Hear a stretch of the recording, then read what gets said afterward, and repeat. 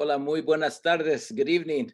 My name is Abelardo de la Peña Jr. I'm the Director of Marketing and Communications here at La Plaza de Cultura y Artes, welcoming you to En Casa con La Plaza, Dan Guerrero Happy Hour. These En Casas have been online, on the air, Facebook and Zoom, almost a year, February of 2020. Yeah, February 2020 at the start of the pandemic. But we're still going strong and happy to have you with us.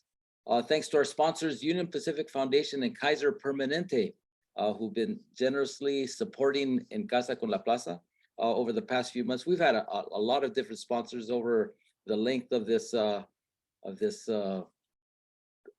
streaming service, but hey, thanks to all of you.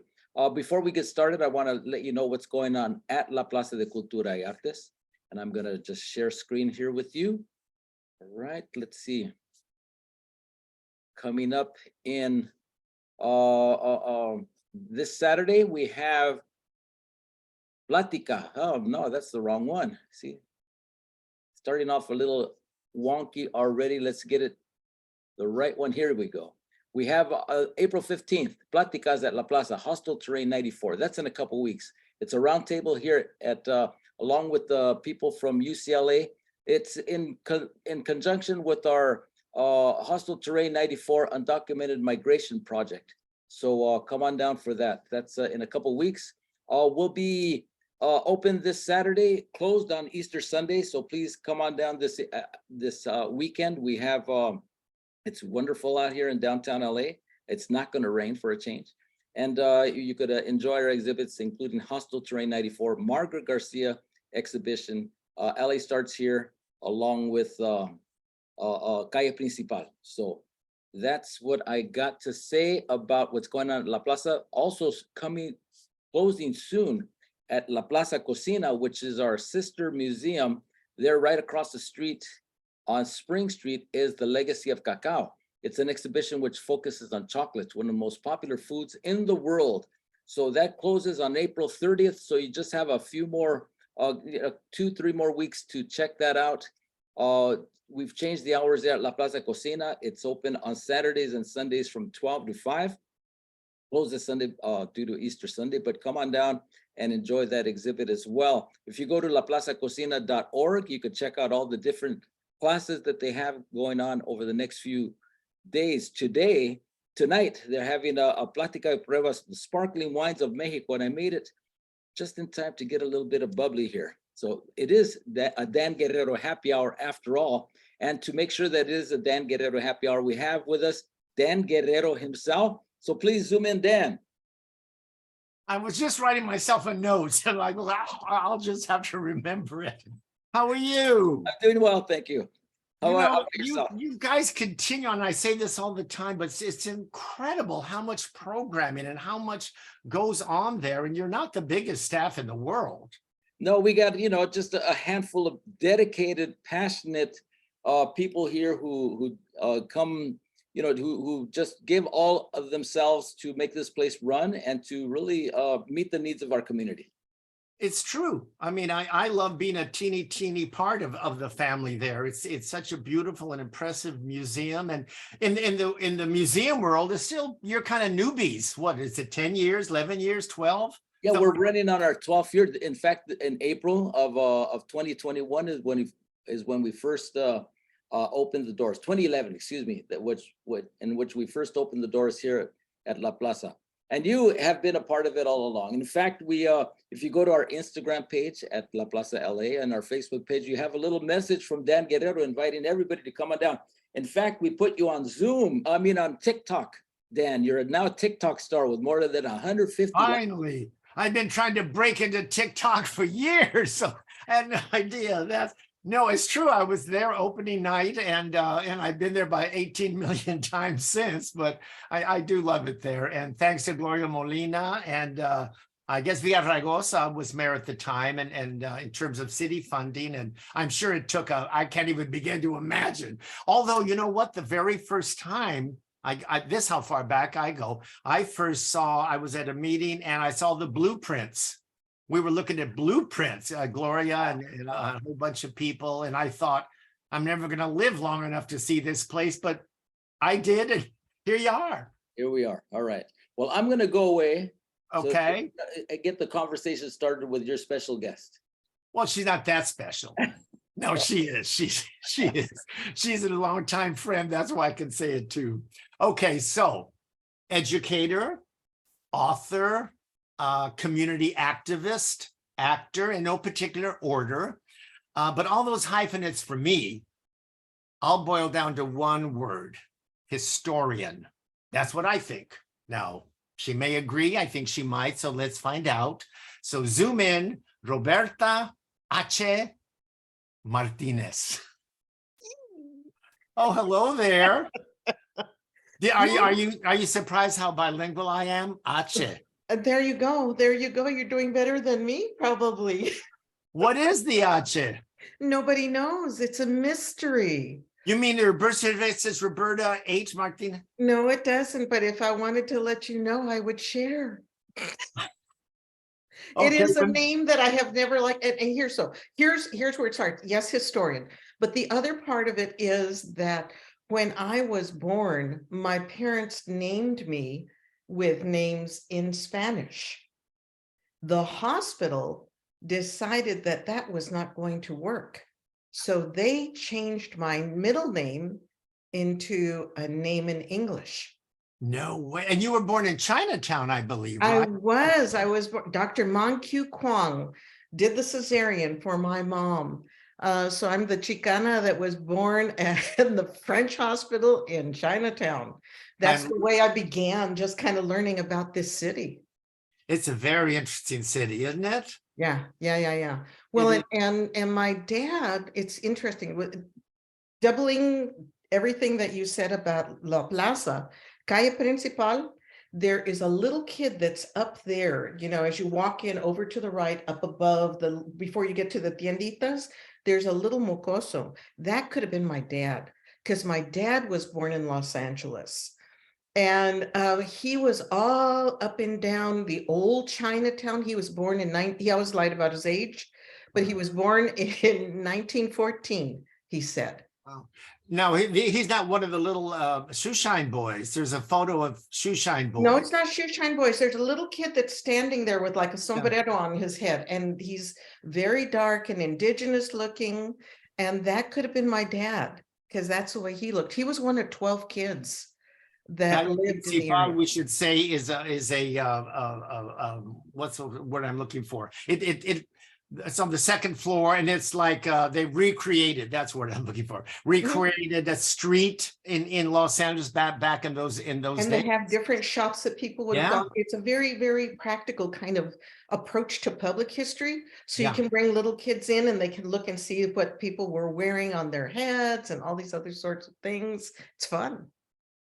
So let's get back to the historian thing here, because I do see that, I mean, in everything you're teaching, because you are an educator, and all your presentations, and even as an actor, when I saw you at Casa 0101 in the history of Boyle Heights, the play, I forget. Remembering Boyle Heights, yeah. It's a fantastic, was a fantastic play, but everything you do boils down to being a historian, I would think. Were you always interested in history growing up? I was. I had two parents that were very, very old when I was born. You're an only child. I'm an only child. My parents were 38 years old when they met. Neither one of them had children. Neither one of them had ever been married. So my folks had lived through World War I, through the Depression, World War II, all of the GI Bill kinds of things. That was what I heard every day for their stories. So I was surrounded by history. And because I was an only child and they were going with their friends or their elders, I was always by myself hearing this stuff, sometimes almost subliminally. They were just kind of hearing these stories going on and on about what happened, what it was like going here. I knew all about, I didn't know about zoot suits, but I knew about boogie woogie. And I knew about the bands, military bands. My mom was in the WPA. All of that stuff was stuff that I heard regularly. Well, what's kind of wonderful is that you were interested in it, because so many times young people, they just it's white noise. You know, I regret to this day I never really talked about the past with my dad's parents. My mom, she lost her dad when she was 5, and her mother died when I was a week old. So I only had one set of grandparents, and they had come from Mexico. Well, my dad was born in 1916, and he was like 3rd. So during the Mexican Revolution, but I never heard stories. And I mean, they lived in Tucson, so you know, I'd see them once a year. So, but I do wish, because those were first person accounts. They didn't read them in books; they were there. Well, and my mom was a storyteller. My mom was the one who really told all the stories. She loved telling stories. She would have it. It was on a Tuesday at 3 o'clock and such happened. And she would repeat these stories. She received great pleasure from telling the stories, whether it was my great grandma who married the guy that everybody in their family said she shouldn't marry. And which made her want to do it all the more. Well, yeah, well, but in this family, it was interesting. They're interesting stories. So this woman, this young woman, is told, don't go with Dionisio. Dionisio should have been a hint, right, already. But that's a great name.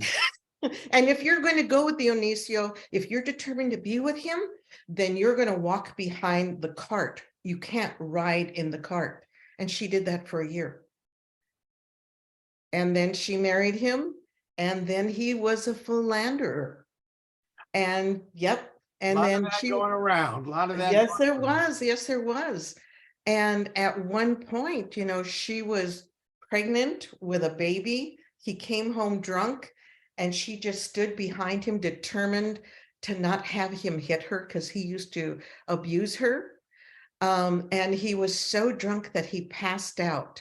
And when he woke up, yes, that was it.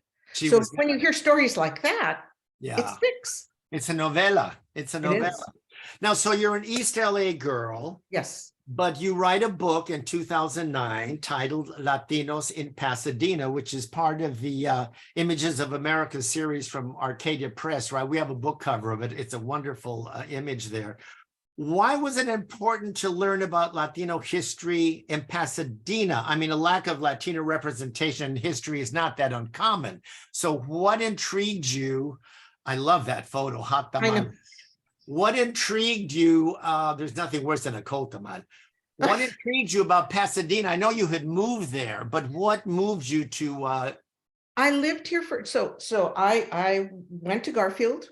Was part of the walkouts. Yeah, there we go, another bulldog. So was part of that, you know, Harry Gamboa, Sylvia Delgado, Patsy Valdez. These were all friends of mine when I was in high school. So very aware, very much a Chicana, very much a feminist. And one thing leads to another. And I eventually end in Pasadena, and I'm here for 15 years. And I never knew that any Latinas or Latinos had ever been here in Pasadena. There was nothing, there still is precious little to really show the history that was here. And I became involved with some elders, and I began to hear their stories. And they talked about, what was it? One of them, Manny Contreras, was the president of the Pasadena Mexican American History Association. And I said, well, okay, Manny, I have this question about Junipero Serra School. And he looked at me. And I said, Junipero Serra School. And he said, what? And I said, Junipero Serra. And he said, oh, Junipero Serra. And that this for was me. A Chicano. This was a Mexican American. These were the folks that had been living in this city that had the Spanish slapped out of them. Sure. Their history was not present. Erased. They would talk among themselves, but there was no visibility. It isn't until the 80s that there is a Chicano on the PUSD school board, even though there's, what is it? I think the city's like 20-25% Latino. And we've been here since forever, right? So that was the thing where it just seemed like, no, this is wrong. It's available. These elders are here. They're going to die. I mean, it comes down to that, you know? We have our stories. They have their stories, their firsthand stories. If I don't catch them now, I'm not going to know the real thing. Yeah. Did any of them have photos like of their grandparents or great grandparents that you then used in the book? Not so much grandparents and great grandparents, because these were elders in what was it, 2009. So they had their grandparents maybe, or their parents from the beginning of the 20th century. Mm. But they had a lot of stories to tell. So And they you virtually did oral histories with them. Yes, yes, yeah. Did several of them, and it was wonderful because we were talking about this before, how people connect with each other. Mhm. So getting to know Manny Contreras and the people from Pamaha, they began to trust me because they hadn't been able to have other people to trust to share their stories. I'm an outsider. I'm not from Pasadena. Pasadena is like a lot of other cities that when you would meet somebody, they'd say, "So who's your family?" And the next question would be, "So how long has your family been here?" And they're not talking years, they're talking generations, right? And so they were willing to bring me in and share stories. And some of them would say, "You can't use my name." That was how much shame and fear they had. I mean, the Mexican Americans that were living here in the 20s and the 30s dealt with restrictive covenants, dealt with redlining, dealt with sundowning. You know, you better be on your side of town when that sun goes down. I've never heard that phrase at all. Oh yeah, oh yeah. Sundowning was something that was very, very real that Mexicans lived with here. The Mexicanos, the Mexican Americans. Well, And all that they, was not only happening, oh, pardon me, was no, not no, only no, happening in Pasadena, it was happening everywhere right. to Mexican Americans. The repatriation, which I know people, but let me ask you, because I know you got a lot of support from the Huntington Library and the Pasadena Museum of History. And as you mentioned, the Pasadena Mexican American History Association. How long have they been around? I don't know them at all. They have been around since about the mid-90s. Uh-huh. So that's quite recent, really. That's relatively recent, and most of them, the one of the founders, Manny Contreras, I've mentioned him before. Huh. He just passed away at 96. And these were people that got together once a month. They had their meetings, and they would do like a business meeting at the very beginning, and they talk about the yard sale or the rummage sale they were going to have. And then for the next hour and a half, they would share stories. Remember when? Oh, weren't you over there? This sort Was of thing. anyone documenting them at that time, or they would just, you were already there with? I was there. I wasn't there at the very beginning, Uh-huh. but once I began to be involved here, I became a member of the board, so I can go to the meetings, so I could catch some of these stories and then share them. And how did you get to Arcadia Press and convince them that they needed to do a book on Latinos of Pasadena? I'm amazed they didn't just yawn. Well, I had seen in my travels, I had seen one that they had done about Pilsen in Chicago, which is the Mexican American community there. Ah. And by this time, I had already been involved with the parade, and I had done several exhibits. So I had the materials that I knew I would need. And I was beginning to learn how to approach larger entities like the Huntington, so that I could have access to the really early Mexicano stuff that isn't going to be in people's shoeboxes. Because literally, people would come with shoeboxes. Oh, yeah. And share pictures. And especially important that some photos survive, because people weren't taking photos in those days like today. Every time you go to pee, you take a photo. Well, I mean, not everybody, but I have heard of some. But right. Yeah, You yeah. taking photos every minute in those days. Well, you know, once you got to the 30s, a lot of people, certain people, were busy taking pictures. We have a lot from my own family, which in a funny way is not included at all in the book because they didn't grow up. I didn't grow up here. You know, they're over in Colorado. Yeah. But for folks that were here, there are folks that were part of the, you know, the CCCs, the people, the guys, the young men that were sort of at ends, and the government paid them to go to camp and then did things like put rocks in the arroyo seco so that it would be less likely to flood. Or my dad was in the CCCs, and he was among those that helped to build the road to go up to Mount Whitney.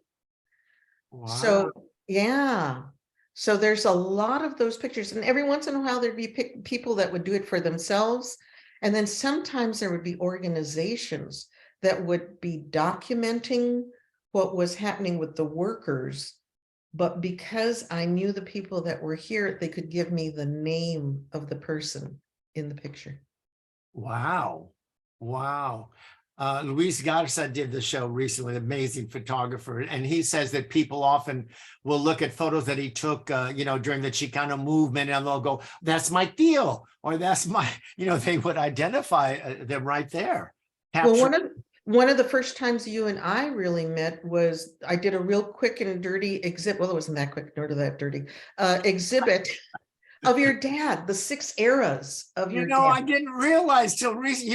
You were in an email. I thought that's right. That's right. That was really, I think, where we first met, or that was where we had a conversation. Yeah. And so here were these dioramas with your dad's picture, and then artists had decided how they were going to design these dioramas, and then you punched the little button and the music of that era came up for your dad, right? Yeah. And I remember that was the first time that I had somebody come to see your dad's stuff, this exhibit, and was very excited about it, this, that, and the other. And then they went away. An hour and a half later, they came back with their tia or their cousin. Sure. And we're so hungry for seeing our history. Yes. Every time I've been involved with an exhibit, that's what happens. Yeah. That's what happens. Because the tias and the abuelos were there. They were there. Now, we can't, go all the way back to the Big Bang, but give us a little thumbnail of the history of Latinos in Pasadena. And I found it interesting to find out that it was not only Mexicans, which we all know since this was Mexico prior to the U.S.-Mexican War, Right. But through the centuries, you write that Latinos arrived from Central and South America, from the Caribbean, from the Philippines. Yeah. And I'm not talking modern history. No. Well, you think once people had ships or boats, and I've been spanked for calling a ship a boat and a boat a ship. So if it's on the water, if it's on the water, it was on the water, yes. Well, people would, different companies, different countries would bring people in from other countries. When we had the gold rush, people were coming from South America. People were coming from China. We had the railroads. We had Chinese that were here. We had the Panamanians coming in at different times. So yeah, it's always been very mixed, predominantly for Pasadena, Mexicanos, because of the proximity. Sure. Right? And plus, they didn't come here. They were here already. They were here already, but some of them were already here. Yeah. And it's one of those things, if you have familia someplace, you're more likely to move there. So if you already have familia there you go. That's right. That's right. Just like New York City is inundated with Oaxacans, not from Oaxaca in particular. I was shocked. It was, I don't know, a few years, I go every year, but it was a few years ago. And I went up to Spanish Harlem, which was all Puerto Riqueño. And all of a sudden, it's a Puerto Rican restaurant and a Oaxacan restaurant, and a Puerto Rican and a Oaxacan, tons of Oaxacans. And it all started, as you say, because some came up, and then the tias come, the tios, and before you know it, Well, or you have the thing where you have the restaurants that have the foods that remind you of home. Sure. Or you have the little tiendita, the ¿cómo se dice? The mercadito, or what is it called? Bodega. You have the bodega that has your kind of fruits or vegetables or whatever. And it reminds them of home. It reminds them of their homeland. Yeah. Let's talk about a very strong lady, Eulalia. Eulalia Perez Guillen de Mariné. Look at that. That's a face that has seen life. She has. Purportedly, at one point, she was supposed to be 143 years old, But according to the best records or best guesses, she probably lived to be about 112. Well, that's almost 143 for goodness Well, sake. and when you're talking 19th century, that's super, super ancient. Oh She- gosh, people old age was in their 40s. For some So people, give us yeah. a little thumbnail about her because she was a fascinating She lady. is fascinating. Her dad was the head of Loreto. He taught her how to read. I think it's really important to remember that because Unusual, a woman. very unusual. A woman at that date to Uh-huh. be taught specifically to read, got married at 14 or 15, followed her husband up and down because he was a soldado. And She when was the in missions Baja, were, right? She was in Baja. she was in Baja, and then she goes all the way north to San Diego and then over here and back and forth, wherever he's stationed. In 1812, she's in San Juan Capistrano, and there's a giant earthquake. She's pregnant. She's got a little kid with her. The thing is shaking. She gets out with the baby and the little one. And later on, has the second one, and eventually comes to San Gabriel Mission, right? And she is there, and she becomes the person eventually who is in charge of the keys of the mission. She's la llavera. She has all of these keys. And she got that position initially by becoming a cook in a 3-day cook-off. It was like chop, but over 3 days. Wow. When they have to give up the mission land, when it's secularized, they say, okay, we're going to reserve it for her. And everything was kind of hunky-dory. And then they decided that they were going to marry her off to the guy that actually, once we had transition to US government sorts of things happening, she left him. She didn't want to be with him. So she left him and lived with one of her daughters. A modern woman. A very modern woman, and a woman that had an impact because she taught other young women how to read. And you can go online and see Una Vieja y sus recuerdos, and you can read her oral history that was translated. It's translated in in English. English or in Spanish. Wow. Yeah. And didn't she get a lot of land? Wasn't she deeded some land? She got Rancho Rincón de San Pascual, 14,400 acres. Pasadena and parts of some of the adjoining cities sit on that rancho. And how she did was it one get of the stolen few- from her? I assume it got stolen from her. No, she kind of let it go, and then she died. It was stolen later from future. Yeah. Wow. She was incredible. She was incredible. Well, it's amazing that in any times there is that one woman, who is strong, and she gets an education, and she won't take any crap from a man or marry someone she doesn't want to. It's today, most women are strong like that, but in those days it was a very well, to be empowered and to not be an aristocrat. She wasn't a Sepúlveda. She wasn't a Lugo. She wasn't a Verdugo. She wasn't a Doheny. She wasn't any of those things. She was somebody that was just really respected and was smart. And I still think it comes back literate. The woman could read. That's right. She was educated. You can get the book still right on Amazon. Your book, Latinos. Yeah. Okay, on Amazon. She needs the cash, so come on, throw her a bone. Now, but I have a bone to pick. Yes. One photo that was not in your book that I think you missed. It's an extremely historic photo. So we're going to show it now. Abelardo. Someone's always, is that, yes. I was the only Latino at a summer session for acting at the Pasadena Playhouse, 1959. Is that hilarious? That is wonderful. And they could not have been more, they could have cared less. They were totally supportive. We had a great time, but I totally felt I'm not supposed to be here. Why? There was no other Latino there. I don't know how many buses I took from East LA, where I live, to Pasadena, but I took this. And my parents, how cool of them to pay for the summer course. But I thought, now that's a historic photo. You could have given one lousy chapter to me. Well, there we go. Whenever I do my next exhibitor talk, I'll make sure to include it. Thank you very much. I appreciate it. Now let's talk about the Latino Heritage Association that you founded. And that's an amazing thing. And that was when? That was about over 20 years ago, right? Oh yeah, well, that was actually that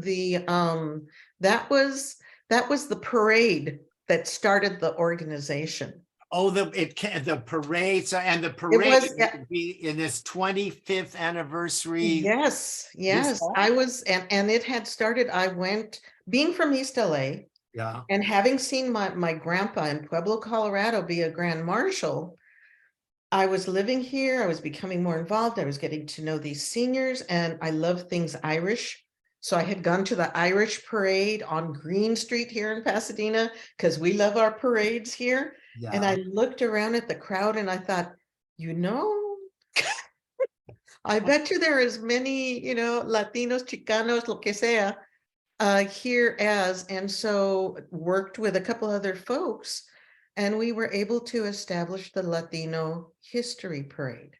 But how, starting a parade, who says I'm going to start a parade? And how big or how small was that very first one? And did you get support right away? From the community, yes. From folks like your dad and Raul Rodriguez, yes.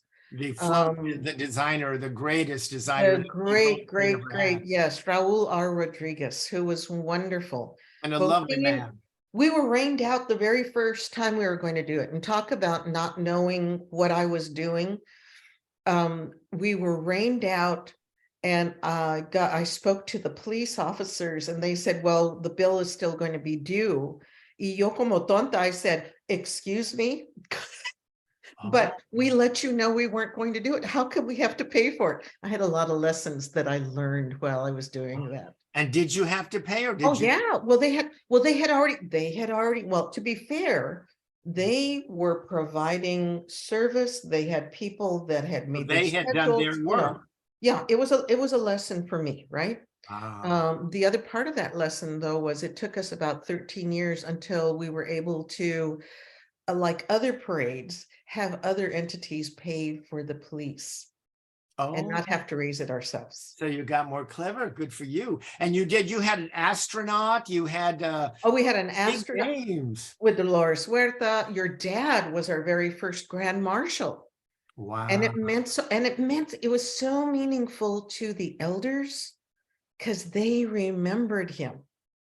They were kiddos who had been zoot suitors. Yeah. They were kids who had gone. One of the dark parts of our history here is that in LA County, there were 10 segregated Mexican schools in LA County. Pasadena had 2 out of those 10.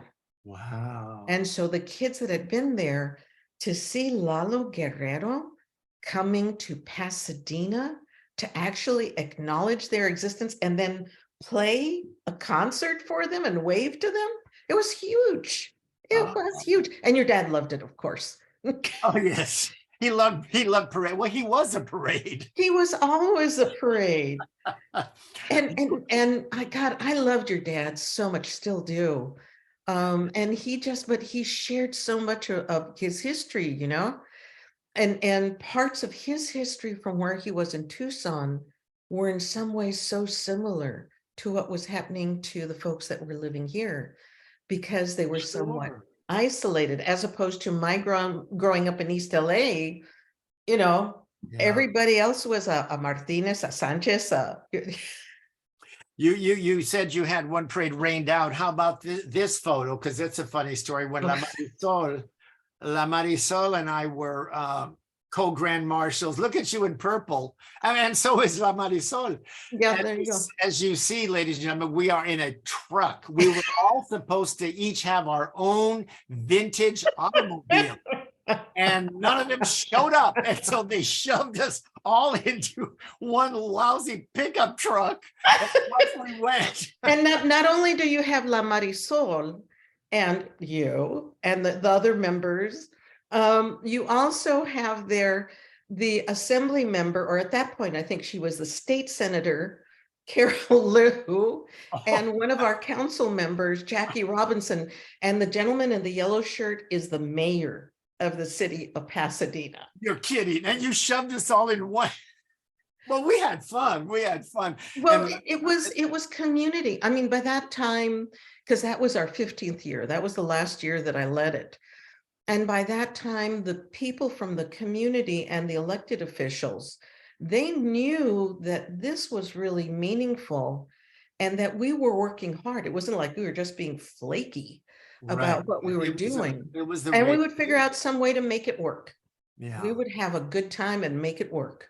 So you should be the Grand Marshal for the 25th. Well, you should. I'm going to write a letter. Where do I write it? I don't I'm know going to that. write to the mayor of Pasadena, who's from Zacatecas, right? Yeah, his family is, yes. Yeah, Okay, so yeah. you should be the Grand Marshal. You started the whole thing. Well, I am the abuelita at this point, that's for sure. I know. Isn't that terrible? One day you wake up and you're the village elder. You're like, I like it.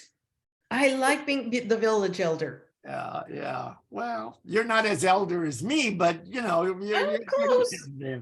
Listen, so let's talk a little bit about the Latino presence in Pasadena today after all that history. And I do have a quote from you from an article in 2022, which is not that long ago. And here's what you said.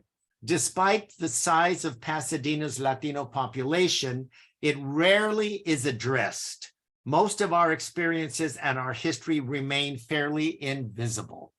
After all this work and all this time, and there have been strides, no one's saying that it isn't better, but it's at the same time, not that different. In many ways, it's not that different. There is, what is it currently? I think there are some parents that are working with MALDEF to sue PUSD because of underrepresentation. And it's one of those things where the history just isn't valued. The art forms aren't valued. This book has been there, and it's not because it's my book, but it's a resource that's been out there since 2009. And it's not used. It's an easy thing, and I would be an easy person to say, hey, can you let me use this, Roberta? And I would say yes. And it should be in schools. It should be in schools. It should be in schools, or if not mine, then someone else's should be in there. It's one of those things where I'm going to be asked to do something tomorrow morning to talk about Latino history, Latina history in town. And we don't have a facility or place that is specific to the history of our community. There is only one plaque that I'm aware of that talks about our experience, and it is at the Community Education Center for Pasadena City College. And it is a rock that acknowledges one of the 2 Mexican schools. Wow. And there's that's a it. huge Latino presence on campus there, right? Yes. Oh yeah. Well, it's an HSI. So, and it has been for years.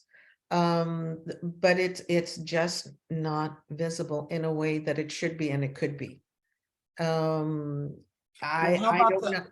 Oh, I'm sorry. Go ahead. No, go please. I was going to say that some of the cultural venues there, because I know you're a fan, as am I, of The Noise Within. The theater out there that does such wonderful productions, and they're quite diverse in their programming, and they've done and Danny Feldman now at the Pasadena Playhouse, he seems very aware of that. He's a good guy. So well, and I have to jump in and acknowledge both of those places, because at A Noise Within a couple of years ago almost, we had sort of a Sunday that it was setting up, not only sort of celebrating what was going to be coming up, because they were going to be doing Anna in the Tropics. So it was kind of a lead up to that. But it was also looking a little bit at the history of what was there. And in the Pasadena Playhouse, I belong to a couple of different writing groups.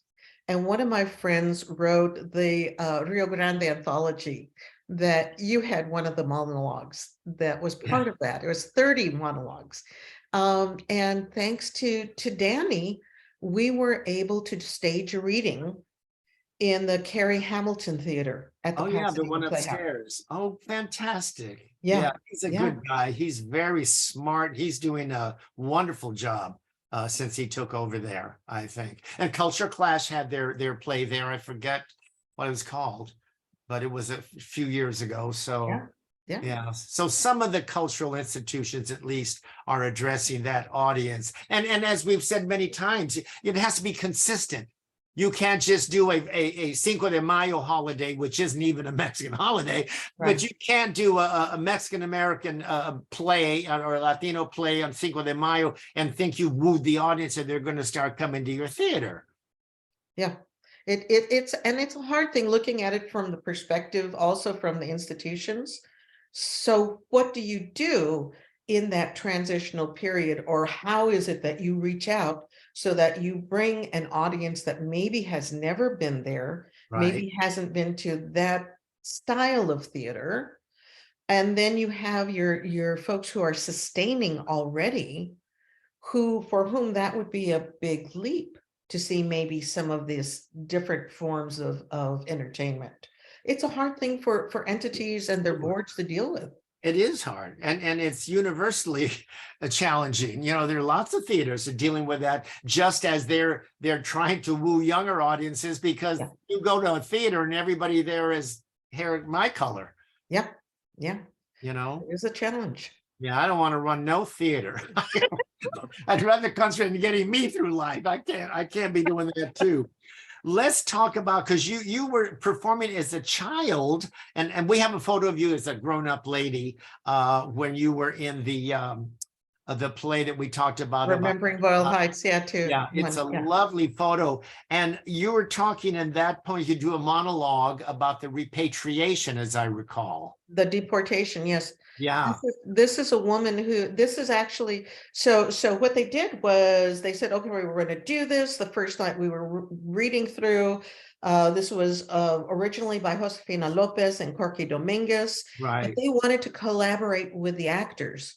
And so we read through the first time or two, and there really wasn't a lot of female presence. And to their credit, Corky wrote something about Emilia Castañeda. And this was in part based on what she shared before a panel. And I don't remember which level of government it was. So part of what She was a real woman. she was a real person.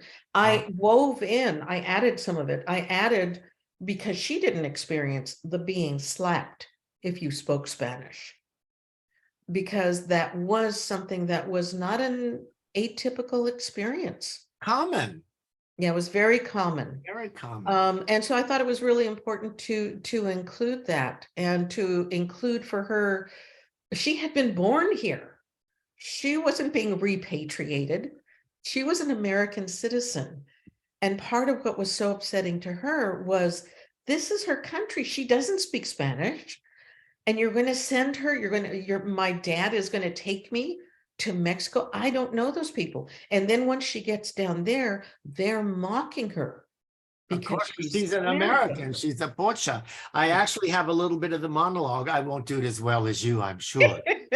But it does say pretty much what you're saying. Yeah. It was an injustice what they had done to us being American citizens, for them to send us to Mexico, and we weren't Mexican citizens. Something should have been done to keep us from being thrown out of our own country. Yeah, yeah. I mean, this is like the Japanese internment, it's the same thing. Which, by the way, we never studied either of those things in school growing up. Repatriation, or you did? Oh, the Japanese, yes. The Japanese. How about the repatriation? But Not a bit of it. Yeah. Not a bit of it. Yeah. Not at all. Not at all. My Yeah. point again is that it's still hard to get that's what's wonderful as well at La Plaza. They have that wonderful monument about the repatriation, because most people don't know about it at all. Right, right. Wow. Yeah. So what else is coming up for you in your spare time? Your husband must never see you. We wave to each other as we go by. We spend time together. No, I'm lucky because I don't have a full-time job, and because I'm not running a theater. Yeah. I have flexible time. So over the past several years, when he has some time off, we'll go away for the day. We'll spend some time together. And it works for us. And now he's retired, which is a whole new world Uh-oh, for both of you. for both of us. How's that going? It's really, I'm glad we like each other. Because if we didn't, it would be probably rough, because we've lived very separate lives work-wise. Uh-huh. And because when getting to the theater and the acting, it's a totally different schedule, right? Correct. He was up and he'd take the dogs out at 6:30 and do this, that, and the other. And I'm getting home from some performance or rehearsal, and I need an hour to unwind.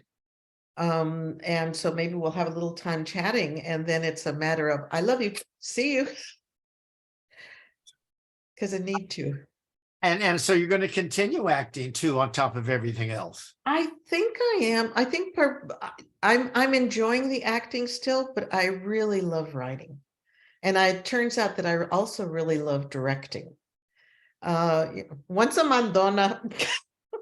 Listen, the first time I directed, I forgot what it was, and I came home and I said to Richard, I really like directing. And he says, telling people what to do. You like it. It just kind of came natural to me, I guess, and to you.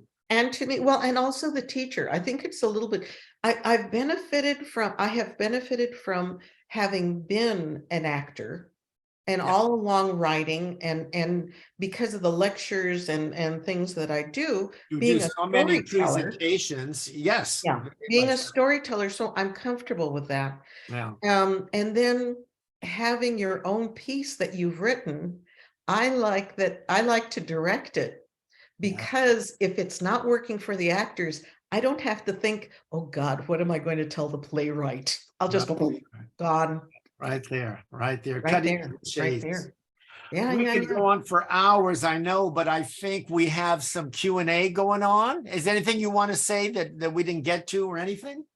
Just that May the 18th, we're going to be having a reading of the Rio Grande anthology at the Pasadena Senior Center at 2 in the afternoon. I'll be sending out more information at some point or the other, mostly on Facebook. Okay. But yeah, no, it moves on. It just kind of moves on with that. That's wonderful. You should do some of those, Abelardo. Yes, I should. He's got a great face. It's a great face, right? He has a great face and a great presence, and he's very casual. And sometimes that's what you need. Well, Sometimes he's so casual he forgets to put a photo up. Now that's too casual. No, I remember there was a little delay just to up the dramatic moments. and I felt You it. wanted to build. I knew that was what it was. Yeah. Yeah. Well, the Rio Grande anthology got going because of the pandemic. When you came and filmed me, it was during the pandemic. It was in the midst of the pandemic, and it was one person who was masked. That's right. That's right. And so that was what we had, 30 different actors that were filmed individually, because we could do that in the pandemic. We couldn't go on stage. That's right. And it worked. It's still on YouTube. I've never seen it. I should look it up. There's this guy who does a really good job, Howard Solis. Yeah, you should check him out. I will. Howard Solis. Very good. Remind me about Howard Solis. Howard Solis was the character, the monologue that you did, which was a fellow, all of these. So the premise is essentially, these are the voices. It's like Spoon River Anthology, right? Yeah. These are the voices of the dead that are sharing something that maybe they never could share, or they never wanted to share, or they just didn't get a chance. And he was a gay man back in the day when you couldn't really, and he had lost his partner or something. Right. Yeah, that's and he's talking about the fact that all of his family is there, and it's wonderful to have them all there. Yeah. But it was a lovely monologue. It really was. Yeah. It was a lovely monologue. Yeah. Do we have any Q&A, Santa? Well, no, Your chair's getting so in fact, we do. In fact, we do. However, a lot of kudos as well. We have from Bill Morales, Dan and Roberto are so natural and informative. Oh, good. Wait, I have to do a plug. So that is my brother, William, from junior high school and high school in East LA. Oh, And we've seen each other once in person since we graduated in 1970. And we see each other regularly on Facebook. Hi, Bill. that's good. From Sonia Aguirre, she says, love the questions that Dan is asking. Roberta is such an inspiration and appreciate her knowledge. That's Sonia Aguirre. Thank you, Sonia. Thank you. Also from Sonia, this is a question. Is Roberta still involved at the Huntington Library? And if so, does she know of any Latinos that may have worked under the guidance of Henry Huntington when the HL was under construction? The going backwards, I don't know. And I'm nominally involved because I've been doing a lot of this other writing, but I think I'm going to be going back. You have to be a reader to go to the Huntington and get your snapshot and all this other sort of thing before they let you inside to look at all of the books and such. Yeah, I know But that. there's some good mysteries there. Yeah, Natalia Molina, I believe her name is. She recently wrote the book or published the book about the Nayarit, her family's restaurant. She's writing a book about the Latinos who were involved with the construction of the Huntington back in the day. Oh, Well, you think about it and you think about the Mexicanos, the Mexican Americans, and all the other Latinos, Latine that were around here.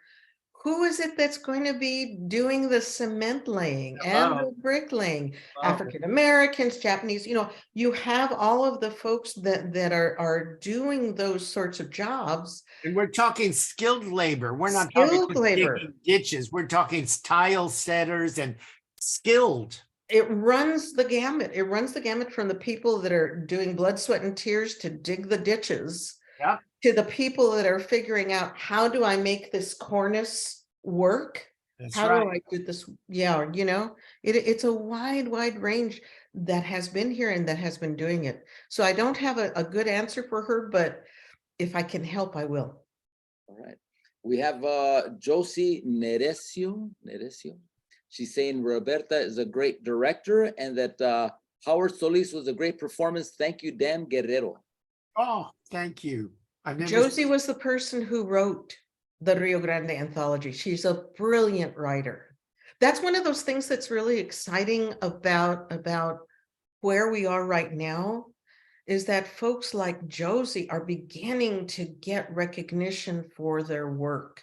Yes. She has a play that's going to be in, I forget whether it's a stage reading or a production in Texas, and another one that's in Maine, I think it is.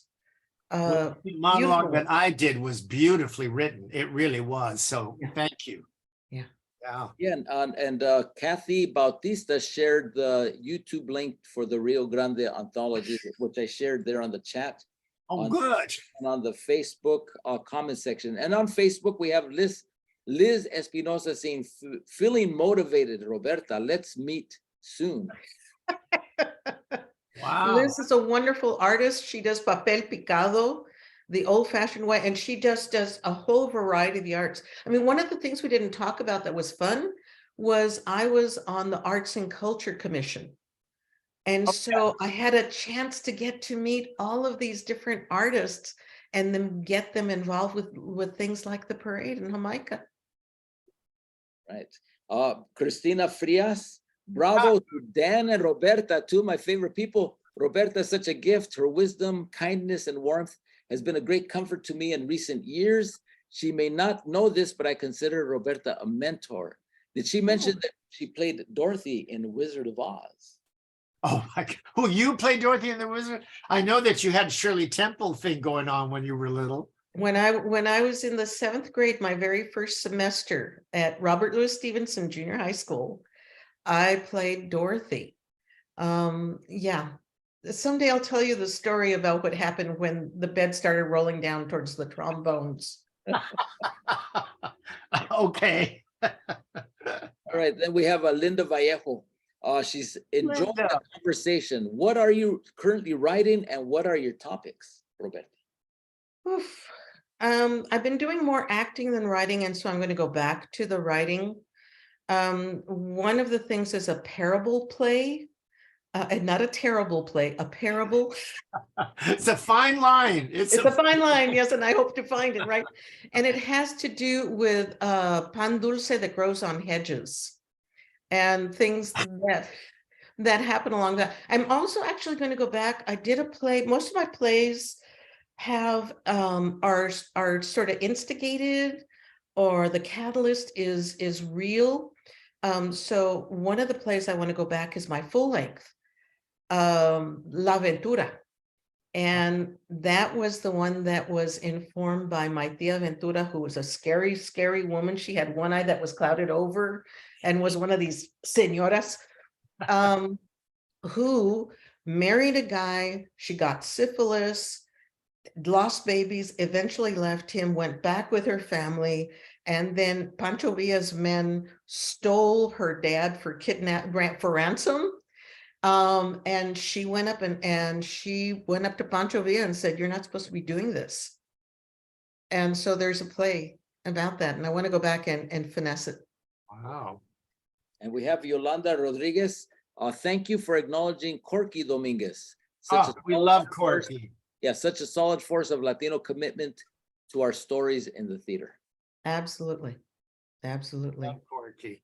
He and the folks from LATC and folks like Rose Portillo and Eileen Galindo, you know, these are all folks that have been really supportive of efforts that are going on to raise up our stories and to share them more broadly and to get really specific about the stories so that they become more universal, so that people can see, right?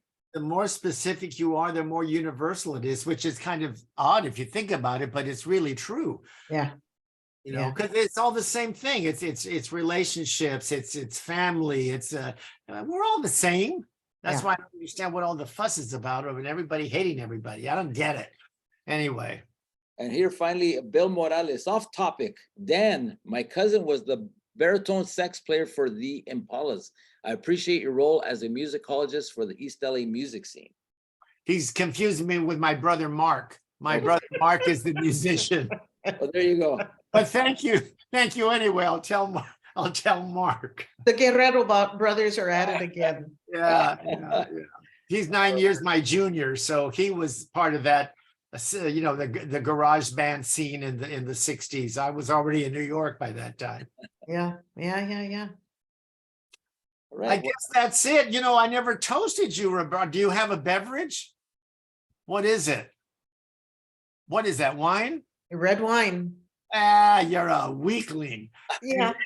And this one, he's got wine tonight. He never has wines. Oh, across the street at La Plaza Cocina, we have an incredible plática on the sparkling wines of Mexico. So I snuck in there a little earlier, and it's a little flat, so I think I need a refill. I think you earned it. I think you earned it. You earned it. Roberta, this has been so wonderful. I enjoyed it tremendously, and obviously our viewers did. So thank you so much for squeezing us in. Yeah. I salute you. I salute you all. And I will see you in person soon, I'm sure, probably at A Noise Within. We'll bump into each other, that's for sure. Yeah, that's for sure. Anyway, thank you, everybody, for tuning in. Thank you, Roberta. Abelardo, we all love you. So be good.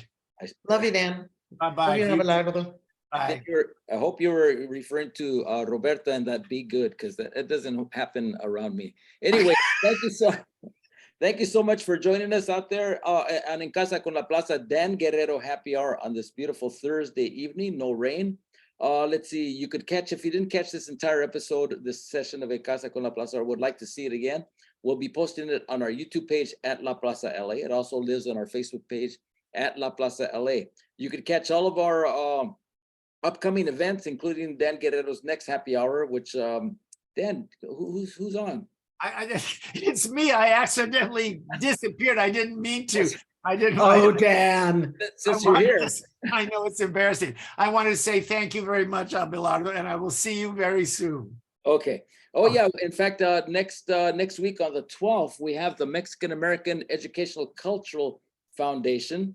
who will be here with the mentorship of their monthly mentorship program, and Dan will be featured. This is for filmmakers, future filmmakers, to learn about the tricks of the trade and the inspirations behind all these great films that are coming out, including Dan's Gaitino, and he'll be joined by Jesus Trevino. So that's this next Wednesday here at La Plaza de Cultura y Artes. That's what I'm excited about, to be in conversation with Jesus Trevino, who's one of my heroes. So yeah, that's next week there. So I will see you then. All right, we'll see you then. And you can catch all of our events at lapca.org.